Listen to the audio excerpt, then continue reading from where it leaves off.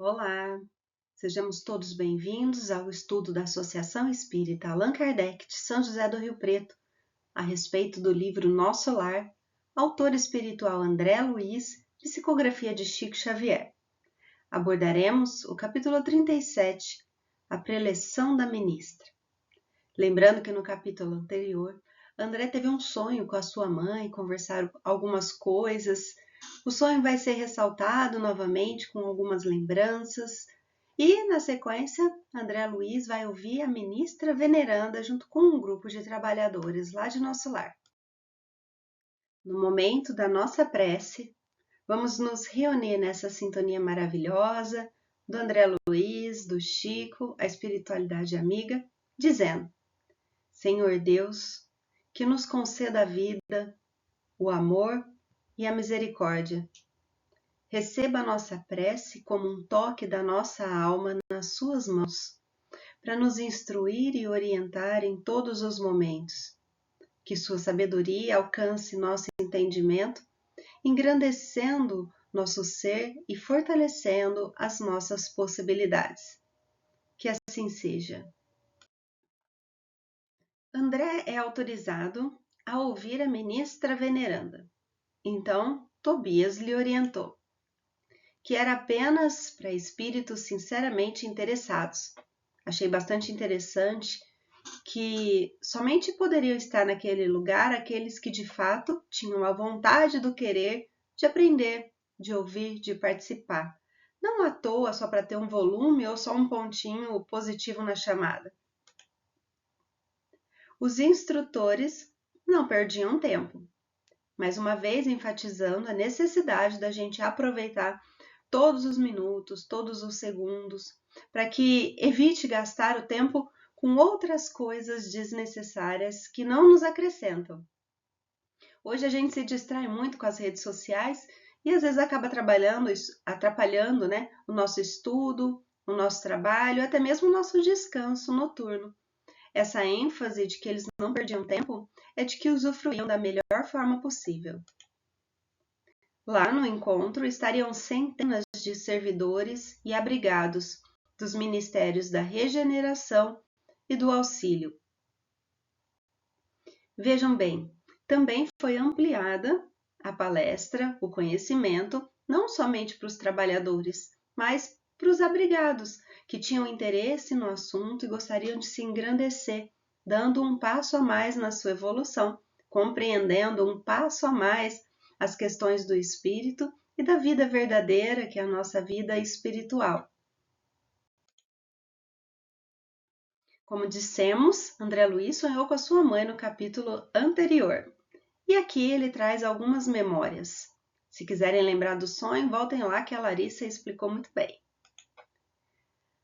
André se recordou do sonho com sua mãe e continuou refletindo sobre os bônus horas com mais indagações. A respeito do bônus horas, nós fizemos um estudo no capítulo 22, que fala bastante sobre isso. Se vocês também quiserem se recordar, é só dar uma passadinha lá novamente. Entretanto, fizemos um lembrete. A senhora Laura orientou André Luiz quanto aos bônus horas, que as aquisições fundamentais constituem-se de experiência, educação, enriquecimento de bênçãos divinas, extensão de possibilidades. Com o bônus horas, a gente entende a possibilidade de trabalhar e da importância desse trabalho, mostrando a nossa dedicação sincera em todos os momentos, ganhando muitos créditos que não são pagos em dinheiros, mas são pagos em conhecimento, em prosperidade, em harmonia, em conexão com o divino.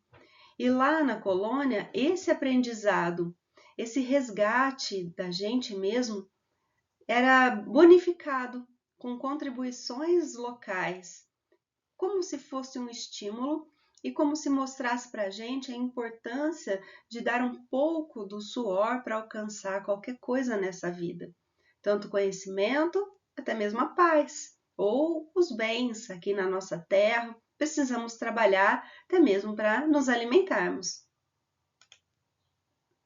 E também a senhora Laura mencionou que deveriam ter mais assiduidade e dedicação. É a seriedade de não gastar tempo com aquilo que não tem crescimento para o indivíduo. O bônus horas é também um lembrete disso, para a gente se dedicar o tempo todo, para a gente lembrar que tudo não para, não cessa, é uma constância de aprendizado e de elevação. André, muito questionador, traz para a gente duas indagações. Como poderia estar a compensação da hora afeta a Deus? Não era atribuição do administrador espiritual ou humano a contagem do tempo?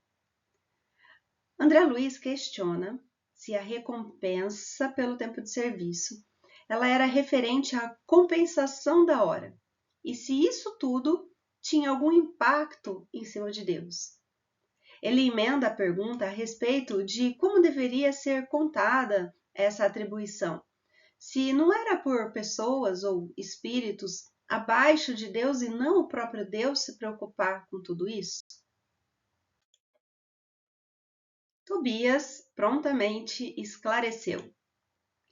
Aos administradores, em geral, impende, quer dizer, cabe, a obrigação de contar o tempo de serviços, sendo justo, igualmente, instruírem elementos de respeito e consideração ao mérito do trabalhador. Mas quanto ao valor essencial do aproveitamento justo, só mesmo as forças divinas podem determinar com exatidão. Aqui ele se refere que a contagem prática e a constatação do mérito, que é a dedicação da pessoa enquanto realiza, sim, poderia ser feito pelos administradores.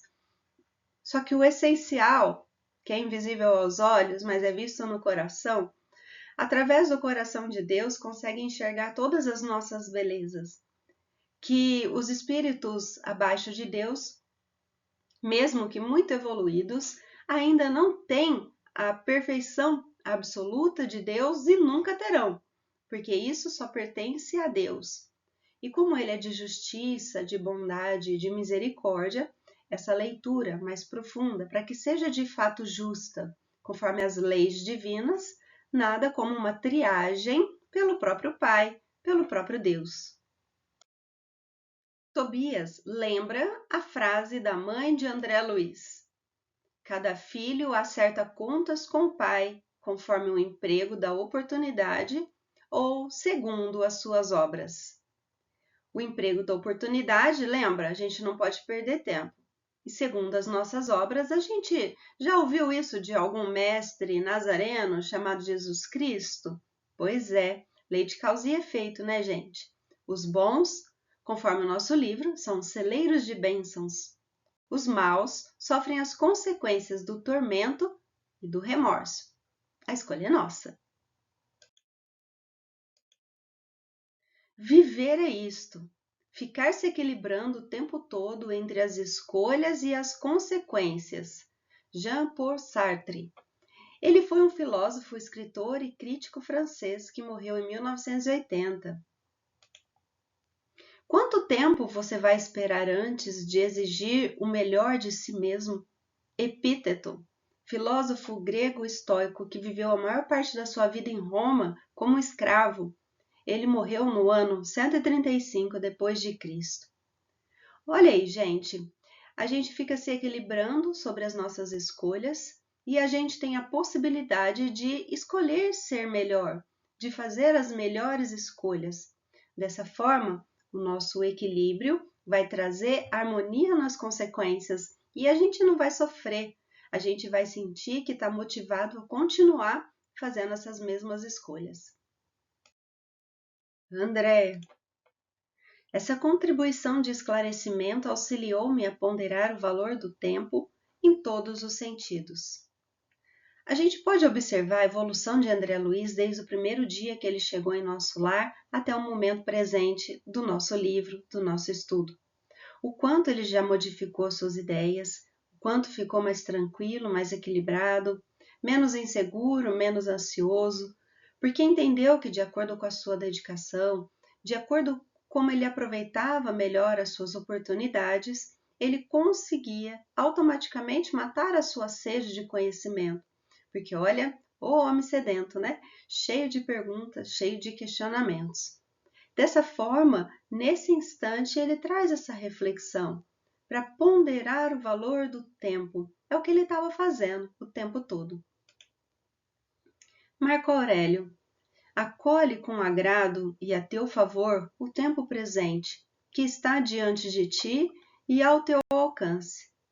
Marco Aurélio foi imperador romano no ano de 161 d.C. até a sua morte. Ele também era filósofo e escreveu Meditações. André se dirigiu ao local da conferência, que era de pura natureza. Cabia mais de 1000 pessoas, ou seja, espíritos, né? Achei bastante interessante e curioso ele se referir a pessoas, quando lá só haviam desencarnados. Se referindo como pessoas, é para a gente entender, conseguir visualizar a noção de espaço. E os espíritos desencarnados, representados pelo envoltório fluídico do perispírito, têm o formato do corpo das pessoas que eram encarnadas. Dessa forma, essa dimensão apresentada por André Luiz ficou fácil da gente entender. 20 entidades em destaque. Tinha um lugar reservado para esses 20. Eram os mais adiantados no assunto que era tratado no momento. E eram os únicos que poderiam fazer pergunta naquela hora. Por que eles estavam num lugar reservado e somente eles podiam fazer perguntas? Havia muitos espíritos ali. Esse grupo reservado, ele era o que exercia na prática as atividades relacionadas ao assunto da conferência, da palestra, e em qualquer momento. Esse grupo de 20 era variado conforme o tema. E André Luiz, sabendo que Narcisa era uma trabalhadora, questionou se ela não deveria estar lá. Ela disse que só poderia estar caso o assunto fosse referente aos espíritos sofredores, que são aqueles que ela recebe no seu local de trabalho. Caso contrário, ela pode participar como ouvinte, ela, André Luiz e outros. E caso tenha perguntas, caso tivessem perguntas, eles poderiam apresentar em outro momento. A Narcisa disse que o governador determinou essa medida a fim de que os trabalhos não se convertessem em desregramento da opinião pessoal, sem base justa, com grave perda de tempo para o conjunto. Porque as pessoas que não estão trabalhando na área podem fazer perguntas aleatórias ou até mesmo desfocar o objetivo da conferência. Como lá eles aproveitam todo o segundo, todo o tempo, e as pessoas estão sinceramente interessadas, essa medida é muito importante. Hoje, nós vemos um desserviço nas redes sociais, onde tem muita fake news e tem também muitas pessoas julgando a vida alheia, como se fossem perfeitos e líderes das opiniões que não podem ser questionadas. É um comparativo necessário para saber o tanto de tempo que a gente perde desviando a nossa própria vida dos interesses elevados, dos interesses essenciais para a nossa alma. Veneranda entrou com 2 ministras da comunicação. Todos se alegraram com a presença de Veneranda. Ela conversou em primeiro lugar com os 20 companheiros. Depois fez uma conversa geral. Eu posso imaginar a energia boa que esse espírito, a Veneranda, podia exalar, né, naquele lugar, aquele magnetismo maravilhoso que só nas palavras de André Luiz a gente já consegue receber alguma coisa. Imagina lá. No discurso de Veneranda, ela falou sobre o pensamento essencial. O pensamento é a base das relações espirituais dos seres entre si. E nessa primeira parte, quanto ao pensamento, ela se referiu aos espíritos que lá chegavam em nosso lar e ficavam espantados, surpreendidos com as formas que haviam sido criadas ali. Sobre a criação de formas, o poder do pensamento, essa construção material, no plano espiritual, né? Que é uma matéria diferente da nossa, mais quintessenciada e a nossa mais grosseira. Nós falamos sobre isso no capítulo 17, em Casa de Lísias. Se vocês tiverem interesse, tem assunto bastante legal lá e aprofunda essa curiosidade, essa questão quanto à criação das formas. Narcisa questiona: não haviam aprendido que o pensamento é a linguagem universal? Não foram informados de que a criação mental é quase tudo nessa vida? Então mencionou que existem leis universais, às quais muitas vezes não somos submissos por empregarmos as forças mentais em caráter destrutivo ou prejudicial a nós mesmos. A lei de Deus versa sobre o uso do nosso pensamento, a força criativa e construtiva que ele tem, tanto internamente a respeito de nós mesmos, quanto externamente de criarmos as nossas realidades. Só que a gente se distrai com muitas coisas e acaba fazendo mau uso desse benefício. A gente utiliza para coisas que não são para o nosso aprimoramento e dificulta a vida dos outros e acaba dificultando a nós mesmos. No capítulo 17, uma breve lembrança. Os espíritos agem sobre os fluidos espirituais com o pensamento e a vontade. Pelo pensamento, imprimem a tais fluidos essa ou aquela direção, aglomeram, combinam ou dispersam. Combinam segundo determinadas leis. Essas modificações, essas criações, essas transformações que fazemos através do nosso pensamento devem estar dentro das leis divinas. Caso estejam fora, nada vai ser possível. A veneranda: ninguém, todavia, atenderá ao dever apenas com palavras. Todos sabemos que o pensamento é força essencial, mas não admitimos nossa milenária viciação no desvio dessa força. Ela reforça o que foi dito anteriormente e fala que não adianta só a gente ter palavra bonita para tentar se modificar, como nas nossas orações, como a criação dos nossos propósitos de vida. A gente precisa de fato sentir aquilo que a gente quer que seja realizado, que aconteça, que nos envolva. Caso contrário, aquilo vai ser um mero pensamento, uma mera situação que vai embora. Quando a gente sente de verdade, é quando a gente faz tornar realidade, sejam coisas boas ou não. Dessa forma, pensar ódio gera sentimento de vingança e ação violenta. Pensar amor gera sentimento de amor e de paz, com ação caridosa, gentil e justa. A felicidade da sua vida depende da qualidade dos seus pensamentos. Marco Aurélio. Pensar um pensamento pensante não é redundância, é pensar um pensamento que difere do impensante pela transcendência do saber e pensar. Sócrates, filósofo ateniense do período clássico da Grécia Antiga, viveu de 470 a 399 a.C. Aqui nós temos também uma frase de Marco Aurélio, que já falamos sobre ele, sobre a felicidade que depende da qualidade dos nossos pensamentos. A gente já falou e ele só está confirmando o que a veneranda disse. E essa frase difícil de Sócrates, ela nos motiva a pensar de verdade, ter um pensamento pensante, que não é redundante, mas que ele vai além de um simples fluxo automático. É a diferença entre viver no piloto automático ou viver com a consciência, com reflexão e sabedoria. O pensamento é consciência, reflexivo, busca sabedoria e transcendência. O impensante é automático, superficial e imediato. A gente é impensante ou a gente é pensamento? Com reflexo de consciência, com reflexo de sabedoria, nos transcendendo, aproximando-nos de Deus. Não subestime o poder dos seus pensamentos. Eu consigo, sou capaz de chegar onde quero.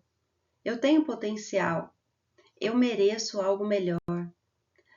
Uma escadinha de pensamentos que está levando a pessoa para cima. E o nosso querido Armandinho. Quero levar pouca coisa e viajar sem muita pressa. Seguir leve pela vida e dar valor ao que interessa. Armandinho. Hoje as pessoas não têm tempo para pensar, filho. Que pena, porque se pensassem, teriam tempo.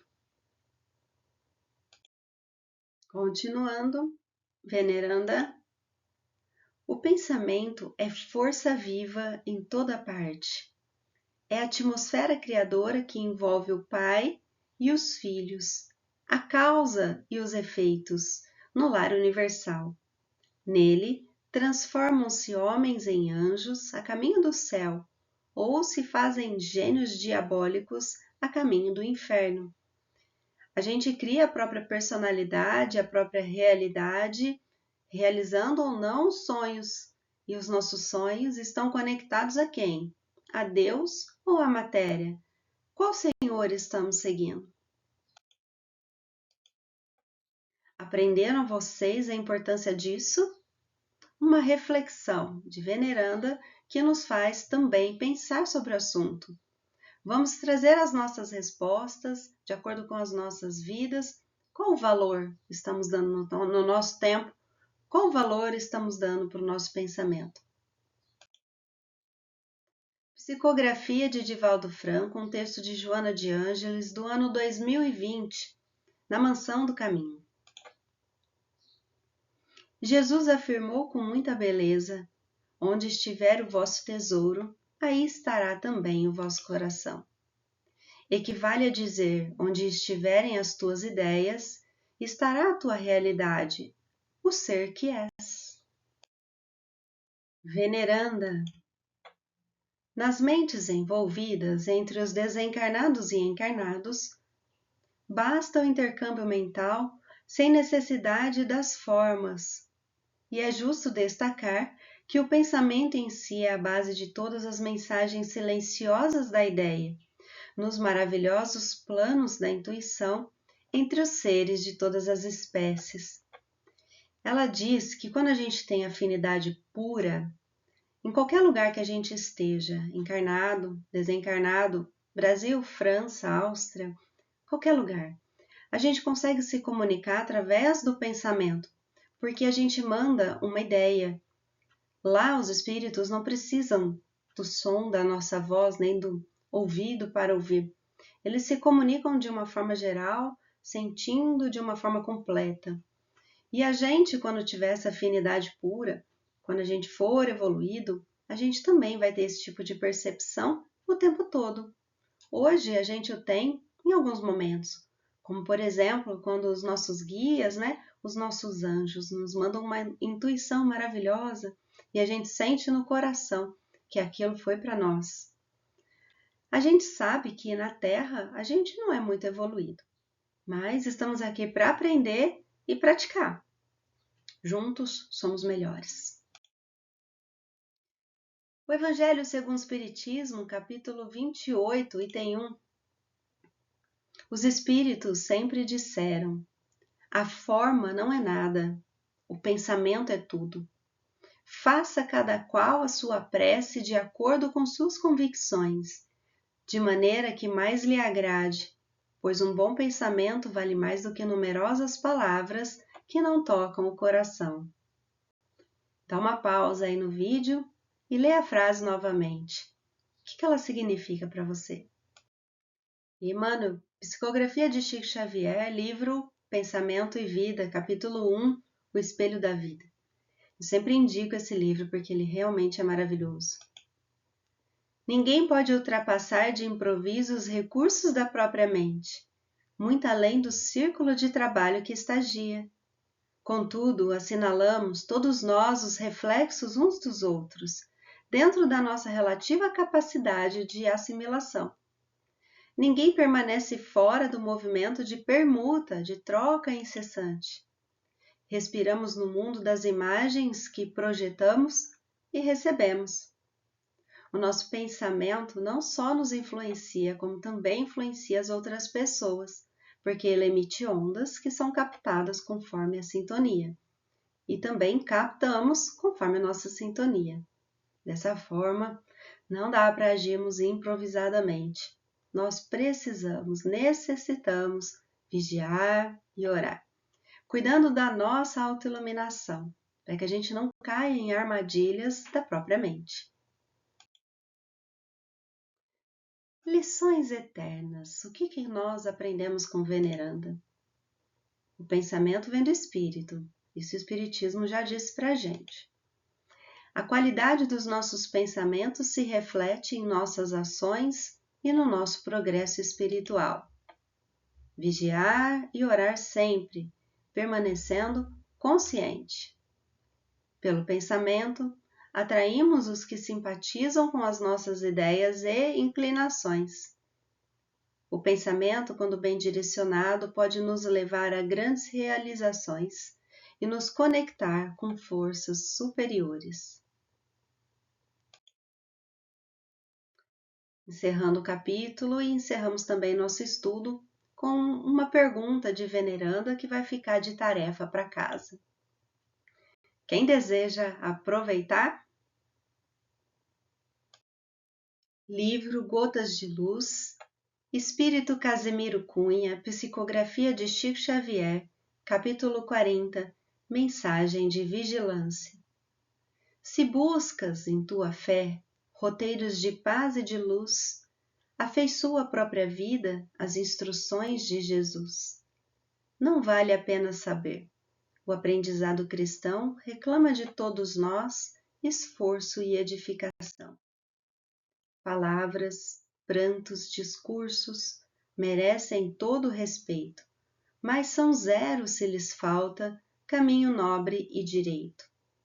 Muitos sabem todo o texto que a Santa Escritura encerra, mas vivem segundo a carne, colados ao pó da terra. São almas que a sombra envolve, em que a mentira faz centro, revelam flores por fora, guardando abismos por dentro. Façamos, pois, cada dia, bendita e nova cruzada, oferecendo ao Senhor nossa vida transformada. Sem Cristo no pensamento, sem Evangelho na ação, jamais veremos na terra o dia da redenção. Muito obrigada, pessoal, e até a próxima.